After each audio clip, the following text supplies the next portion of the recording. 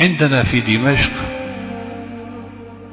تربة وهي المقبرة، وكلنا نعرف التربة والمقبرة، الدحداح مشهورة، وفيها نعم أولياء، وفيها علماء، وفيها مجاهدون، وفيها شهداء.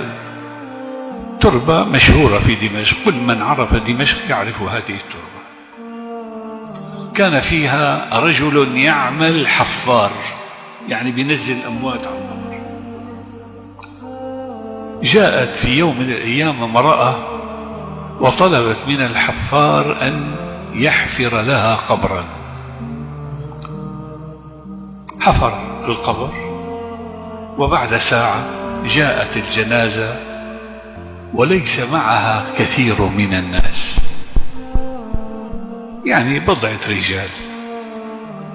أنزلت الجنازة إلى الأرض، وفتح صندوق الجنازة، وحمل الميت ودلي في القبر، وكانت الحفار في القبر تسلم الجثة وأراد أن يضعه في القبر.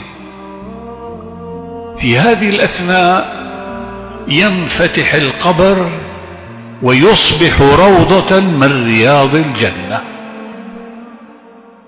أنا أقول هذه حادثة واقعية وليست خيالا ولا من قصص ألف ليلة وليلة، وإنما قصة واقعية. أغمي على الرجل لما رأى، ورأى اثنان جاءا على أصيلة فرس وأخذ الميت وذهبا به. أغمي على الحفار، فاللي حول القبر ما رأوا ما رأى، هو الذي رأى فقط هو الذي رأى. رشوا عليه ماء وسحبوا وطالعوا من القبر. كانت المرأة مضت. ما لك؟ قال له والله رأيت عجبا، رأيت كذا كذا كذا. سبحان الله، قالوا لعله هذا واهم، لعله كذا، وتركوا.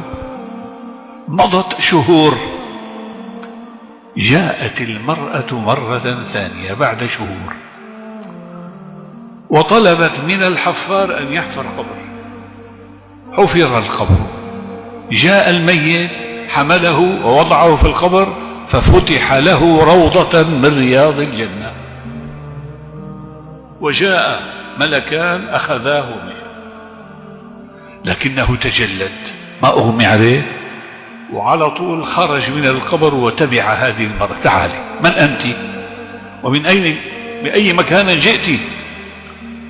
قل له يا رجل سيبني بمصيبتي. شو مصيبتي؟ قال هذا ولدي أصبت به، وكان قبله عندي ولد آخر أصبت به من أشهر. قال أنت صاحبة الرجل الأول؟ قالت نعم. ما لك؟ لماذا تسأل؟ قال والله رأيت عجبا، الأول لما وضعته فتح روضة من رياض الجنة، والثاني كذلك. ماذا كان يعمل هذا وذاك حتى عاملهم الله بهذا الأمر وكان لهم هذه الكرامة العظيمة؟ قالت له أما الأول فكان طالب علم، وكان الثاني يعمل نجارا ويقدم لأخيه نفقات طلب العلم، فكافأهم الله طالب العلم ومن أنفق عليه بهذه المعاملة الطيبة. هذا الحفار رأى هذه الحالة وسمع هذا الجواب، ترك المقبرة ونزل منها إلى جامع التوبة، الجامع الذي نعيش نحن فيه. وكان الوالد وأبو الوالد وجده وأبو جده كلهم يعملون في هذا المسجد. كان جدنا هناك واسمه الشيخ سعيد البرهاني، جد الشيخ سعيد البرهاني والدي. جاء إليه قال له أريد أن أطلب العلم. قال له خير، أنت عمرك الآن 45-50 سنة، نسيت حياتك كلما قرأت العلم، الآن بدك تتعلم العلم، لماذا؟ قال لأنه صار معي كذا كذا كذا. قال له خلاص اتكل على الله ويلا ابدأ في طلب العلم. جيب الأجرومية، كانوا يتعلموا الأجرومية ويحفظوها ويتحفظوا متون وكذا، وبدأ واشتغل حتى صار من كبار العلماء. الشيخ عبد الرحمن الحفار من كبار علماء دمشق، وأسرته من بعده كلهم طلاب علم، وآخرهم الشيخ عبد الرزاق الحفار من كبار علماء دمشق.